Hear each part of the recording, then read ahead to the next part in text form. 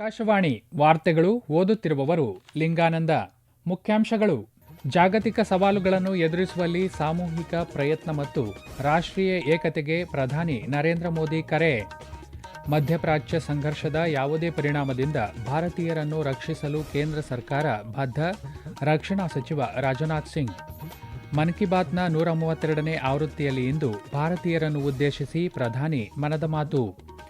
IPL T20 cricket 19ನೇ ಆವೃತ್ತಿಯ ಮೊದಲ ಪಂದ್ಯದಲ್ಲಿ ಸನ್ರೈಸರ್ಸ್ ಹೈದರಾಬಾದ್ ವಿರುದ್ಧ 6 ವಿಕೆಟ್ಗಳ ಭರ್ಜರಿ ಗೆಲುವು ಸಾಧಿಸಿದ ಆರ್ಸಿಬಿ. ವಾರ್ತೆಗಳ ವಿವರ. ಜಾಗತಿಕ ಸವಾಲುಗಳನ್ನು ಎದುರಿಸುವಲ್ಲಿ ಸಾಮೂಹಿಕ ಪ್ರಯತ್ನ ಮತ್ತು ರಾಷ್ಟ್ರೀಯ ಏಕತೆಗೆ ಪ್ರಧಾನಿ ನರೇಂದ್ರ ಮೋದಿ ಕರೆ ನೀಡಿದ್ದಾರೆ. ಉತ್ತರ ಪ್ರದೇಶದ ಗೌತಮ ಬುದ್ಧನಗರ ಜಿಲ್ಲೆಯ ಜೇವರ್ನಲ್ಲಿ ನಿನ್ನೆ ನೋಯ್ಡಾ ಅಂತಾರಾಷ್ಟ್ರೀಯ ವಿಮಾನ ನಿಲ್ದಾಣದ ಮೊದಲ ಹಂತವನ್ನು ಉದ್ಘಾಟಿಸಿದ ನಂತರ ಮಾತನಾಡಿದ ಪ್ರಧಾನಿ, ಪಶ್ಚಿಮ ಏಷ್ಯಾದ ಸಂಘರ್ಷದಿಂದ ಉದ್ಭವಿಸಿರುವ ಬಿಕ್ಕಟ್ಟನ್ನು ನಿಭಾಯಿಸುವ ಬಗ್ಗೆ ಸಂಸತ್ತಿನಲ್ಲಿ ಸುದೀರ್ಘವಾಗಿ ಮಾತನಾಡಿರುವುದಾಗಿ ಹಾಗೂ ವಿವಿಧ ರಾಜ್ಯಗಳ ಮುಖ್ಯಮಂತ್ರಿಗಳೊಂದಿಗೆ ವಿವರವಾದ ಚರ್ಚೆ ನಡೆಸಿರುವುದಾಗಿ ಪ್ರಧಾನಿ ತಿಳಿಸಿದ್ದಾರೆ. ಈ ಬಿಕ್ಕಟ್ಟನ್ನು ಶಾಂತ ಮನಸ್ಸು ಮತ್ತು ತಾಳ್ಮೆಯಿಂದ ಎದುರಿಸುವಂತೆ ಜನತೆಗೆ ಮನವಿ ಮಾಡಿದ್ದಾರೆ. ಭಾರತೀಯರ ಮತ್ತು ಭಾರತದ ಹಿತಾಸಕ್ತಿಗೆ ಅನುಗುಣವಾಗಿರುವುದು ಸರ್ಕಾರದ ನೀತಿ ಮತ್ತು ಕಾರ್ಯತಂತ್ರ ಎಂದ ಅವರು, ಎಲ್ಲ ರಾಜಕೀಯ ಪಕ್ಷಗಳು ಸದ್ಯದ ಪರಿಸ್ಥಿತಿಗೆ ಅನುಗುಣವಾಗಿ ಒಗ್ಗಟ್ಟಿನ ಪ್ರಯತ್ನಗಳಿಗೆ ಬಲ ನೀಡುತ್ತವೆ ಎಂದು ಪ್ರಧಾನಿ ನರೇಂದ್ರ ಮೋದಿ ವಿಶ್ವಾಸ ವ್ಯಕ್ತಪಡಿಸಿದ್ದಾರೆ. ಪಶ್ಚಿಮ ಏಷ್ಯಾದಲ್ಲಿನ ಸಂಘರ್ಷದ ಮಧ್ಯೆ ದೇಶದಾದ್ಯಂತ ಎಲ್ಲ ಪೆಟ್ರೋಲ್ ಪಂಪ್ಗಳಲ್ಲಿ ಸಾಕಷ್ಟು ಪೆಟ್ರೋಲ್ ಮತ್ತು ಡೀಸೆಲ್ ದಾಸ್ತಾನು ಲಭ್ಯವಿದೆ ಎಂದು ಕೇಂದ್ರ ಸರ್ಕಾರ ತಿಳಿಸಿದೆ. ನಿನ್ನೆ ದೇಶದಲ್ಲಿ 54 ಲಕ್ಷಕ್ಕೂ ಹೆಚ್ಚು ಎಲ್ಪಿಜಿ ಮರುಪೂರಣಗಳನ್ನು ತಲುಪಿಸಲಾಗಿದೆ ಎಂದು ಸರ್ಕಾರ ಒಂದು ಹೇಳಿಕೆಯಲ್ಲಿ ತಿಳಿಸಿದೆ. ಎಲ್ಲ ಸಂಸ್ಕರಣಾಗಾರಗಳು ಹೆಚ್ಚಿನ ಸಾಮರ್ಥ್ಯದಲ್ಲಿ ಕಾರ್ಯನಿರ್ವಹಿಸುತ್ತಿವೆ, ಸಾಕಷ್ಟು ಕಚ್ಚಾ ದಾಸ್ತಾನುಗಳು ಸ್ಥಳದಲ್ಲಿವೆ ಮತ್ತು ಸಾಕಷ್ಟು ಪೆಟ್ರೋಲ್ ಮತ್ತು ಡೀಸೆಲ್ ದಾಸ್ತಾನುಗಳನ್ನು ನಿರ್ವಹಿಸಲಾಗುತ್ತಿದೆ. ಅಲ್ಲದೆ ವಾಣಿಜ್ಯ ಎಲ್ಪಿಜಿ ಹಂಚಿಕೆ ಬಿಕ್ಕಟ್ಟಿನ ಪೂರ್ವದ ಮಟ್ಟಕ್ಕಿಂತ 70% ಹೆಚ್ಚಾಗಿದೆ ಎಂದು ಸ್ಪಷ್ಟಪಡಿಸಿದೆ. ಪಶ್ಚಿಮ ಏಷ್ಯಾದಲ್ಲಿನ ಭಾರತೀಯ ಪ್ರಜೆಗಳ ಸುರಕ್ಷತೆಯನ್ನು ಖಚಿತಪಡಿಸಿಕೊಳ್ಳಲು ತೆಗೆದುಕೊಂಡ ಕ್ರಮಗಳನ್ನು ವಿವರಿಸುವ ಸರ್ಕಾರ, ಕಳೆದ ತಿಂಗಳು 28ರಿಂದ ಸುಮಾರು 5 ಲಕ್ಷ ಪ್ರಯಾಣಿಕರು ಭಾರತಕ್ಕೆ ಮರಳಿದ್ದಾರೆ ಎಂದು ತಿಳಿಸಿದೆ. ಏತನ್ಮಧ್ಯೆ ಈ ಪ್ರದೇಶದಾದ್ಯಂತ ಕಾರ್ಯಾಚರಣೆಗಳು ಮುಂದುವರೆದಿದೆ ಮತ್ತು ಸಹಾಯವಾಣಿಗಳು ದಿನದ 24 ಗಂಟೆಯೂ ಕಾರ್ಯನಿರ್ವಹಿಸುತ್ತಿವೆ. ಸುರಕ್ಷತೆ ಮತ್ತು ಕಡಲ ಕಾರ್ಯಾಚರಣೆಗಳನ್ನು ಒತ್ತಿ ಹೇಳಿರುವ ಸರ್ಕಾರ, ಇದುವರೆಗೆ 938ಕ್ಕೂ ಹೆಚ್ಚು ಭಾರತೀಯ ನಾವಿಕರನ್ನು ಸುರಕ್ಷಿತವಾಗಿ ವಾಪಸ್ಸು ಕಳುಹಿಸಲು ಸರ್ಕಾರ ಅನುಕೂಲ ಮಾಡಿಕೊಟ್ಟಿದೆ ಎಂದು ತಿಳಿಸಿದೆ. ಕೇಂದ್ರ ಸರ್ಕಾರ ಜಾಗತಿಕ ಪರಿಸ್ಥಿತಿಯನ್ನು ಸೂಕ್ಷ್ಮವಾಗಿ ಗಮನಿಸುತ್ತಿದೆ ಮತ್ತು ಮಧ್ಯಪ್ರಾಚ್ಯ ಸಂಘರ್ಷದ ಯಾವುದೇ ಪರಿಣಾಮದಿಂದ ಭಾರತೀಯ ಜನರನ್ನು ರಕ್ಷಿಸಲು ಬದ್ಧವಾಗಿದೆ ಎಂದು ರಕ್ಷಣಾ ಸಚಿವ ರಾಜನಾಥ್ ಸಿಂಗ್ ಹೇಳಿದ್ದಾರೆ. ನವದೆಹಲಿಯಲ್ಲಿ ಹಲವಾರು ಹಿರಿಯ ಸಚಿವರನ್ನು ಒಳಗೊಂಡ ಅನೌಪಚಾರಿಕ ಸಚಿವರ ಗುಂಪಿನ ಸಭೆಯ ಅಧ್ಯಕ್ಷತೆ ವಹಿಸಿದ ಸಚಿವರು ಈ ವಿಷಯ ತಿಳಿಸಿದರು. ಪಶ್ಚಿಮ ಏಷ್ಯಾದಲ್ಲಿ ನಡೆಯುತ್ತಿರುವ ಸಂಘರ್ಷದ ಹಿನ್ನೆಲೆಯಲ್ಲಿ ಇಂಧನ ಪೂರೈಕೆಗಳಿಗೆ ಇರುವ ಅಪಾಯಗಳು, ಅಗತ್ಯ ವಸ್ತುಗಳ ದೇಶೀಯ ಲಭ್ಯತೆ, ನಿರ್ಣಾಯಕ ಮೂಲಸೌಕರ್ಯ ಸ್ಥಿತಿಸ್ಥಾಪಕತ್ವ ಮತ್ತು ಭಾರತದ ಪೂರೈಕೆ ಸರಪಳಿಗಳ ದೃಢತೆಯನ್ನು ಪರಿಶೀಲಿಸಲು ಈ ಸಭೆ ನಡೆಸಲಾಯಿತು. ಸರ್ಕಾರ ತೆಗೆದುಕೊಳ್ಳುತ್ತಿರುವ ಎಲ್ಲಾ ಕ್ರಮಗಳ ಕುರಿತು ಸಭೆಯಲ್ಲಿ ಆಳವಾದ ಚರ್ಚೆ ನಡೆಯಿತು ಎಂದು ಸಚಿವ ರಾಜನಾಥ್ ಸಿಂಗ್ ಸಾಮಾಜಿಕ ಮಾಧ್ಯಮ ಪೋಸ್ಟ್ನಲ್ಲಿ ತಿಳಿಸಿದ್ದಾರೆ.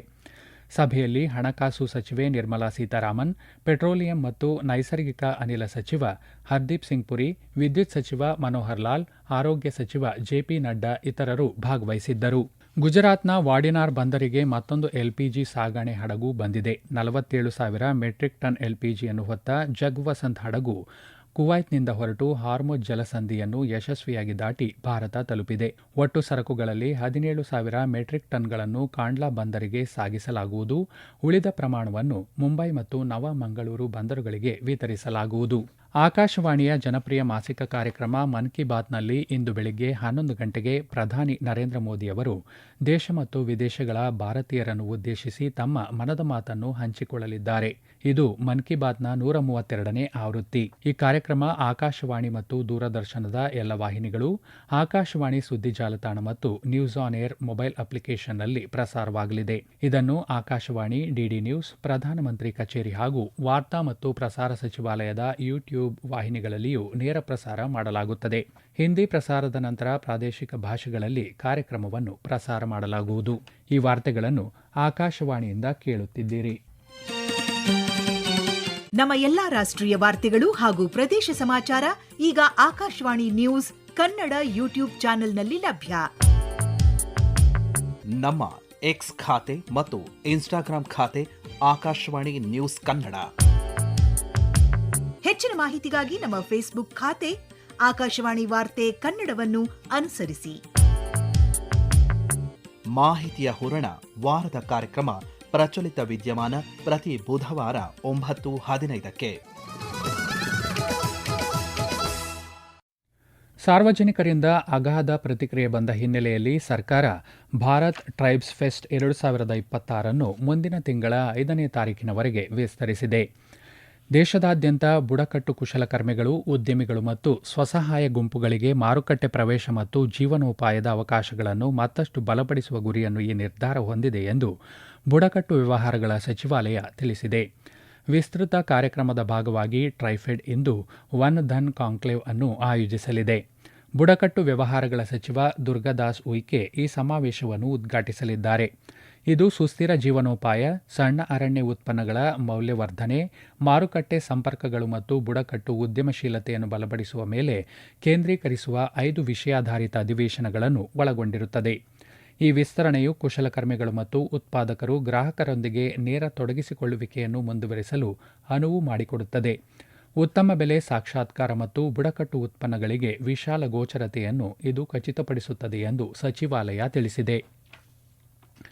ಭಾರತದಲ್ಲಿ ಮೀನುಗಾರಿಕೆ ಜೀವನೋಪಾಯ ಮತ್ತು ಆಹಾರ ಭದ್ರತೆಯು ಪ್ರಮುಖ ಮೂಲವಾಗಿದೆ ಎಂದು ವಾಣಿಜ್ಯ ಮತ್ತು ಕೈಗಾರಿಕಾ ಸಚಿವ ಪಿಯೂಷ್ ಗೋಯಲ್ ಹೇಳಿದ್ದಾರೆ. ಕ್ಯಾಮರೂನ್ನಲ್ಲಿ ನಡೆದ ವಿಶ್ವ ವ್ಯಾಪಾರ ಸಂಸ್ಥೆಯ 14ನೇ ಸಚಿವರ ಸಮ್ಮೇಳನದಲ್ಲಿ ಮೀನುಗಾರಿಕೆ ಅನುದಾನಗಳ ಕುರಿತಾದ ಸಚಿವರ ಅಧಿವೇಶನದಲ್ಲಿ ಭಾಗವಹಿಸಿ ಅವರು ಮಾತನಾಡಿದರು.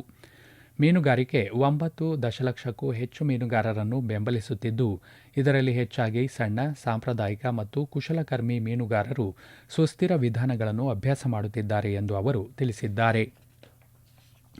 ಈಶಾನ್ಯ ಪ್ರದೇಶ ಅಭಿವೃದ್ಧಿ ಸಚಿವ ಜ್ಯೋತಿರಾದಿತ್ಯ ಸಿಂಧಿಯಾ ಈಶಾನ್ಯ ರಾಜ್ಯಗಳು ಭಾರತ ಮತ್ತು ಜಾಗತಿಕ ದಕ್ಷಿಣದ ನಡುವೆ ಸೇತುವೆಯಾಗಿ ಕಾರ್ಯನಿರ್ವಹಿಸುತ್ತವೆ, ಜಾಗತಿಕ ಮಟ್ಟದಲ್ಲಿ ಆರ್ಥಿಕ ಮತ್ತು ಸಾಂಸ್ಕೃತಿಕ ವಿನಿಮಯವನ್ನು ನಡೆಸಲು ಸಮರ್ಥವಾಗಿದೆ ಎಂದು ಹೇಳಿದ್ದಾರೆ.